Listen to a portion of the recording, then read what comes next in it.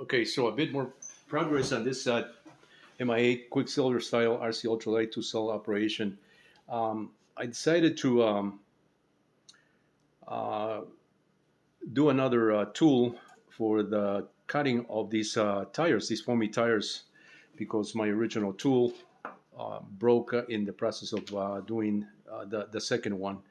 Um, The tool that I use is very similar to the one that I use for cutting the larger tiles. Tires. I show that in some other videos. If you care to watch those, you go search for those videos. I'm not going to go too much into that those details, but it is this is the tool. It's a 3D printed part, and it holds two blades, one for the inner diameter, one for the outer diameter. It's a serious tool. I don't recommend that you do something similar, and if you do it at your own risk. It's a serious tool. It can hurt you really bad if you're not careful.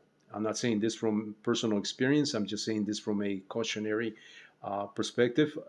Working with tools, especially with tools that are cutters that have sharp ends. So just be aware of that.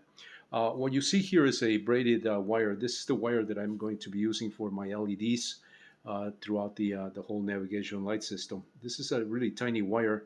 I don't know the particular diameter of this, but I'm going to say it's probably somewhere in the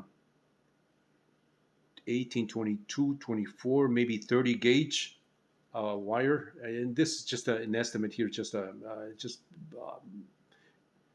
from a visual point of view. The wire itself with the sheathing, outer diameter, if you measure the sheathing, is going to be about maybe 25 thousandths, 30 thousandths of an inch in size. And so this is the wire that I'm using. Is very very lightweight, very thin wire. And so I have braided this wire by using just one of these portable electric hand drill hand electric hand held screwdrivers.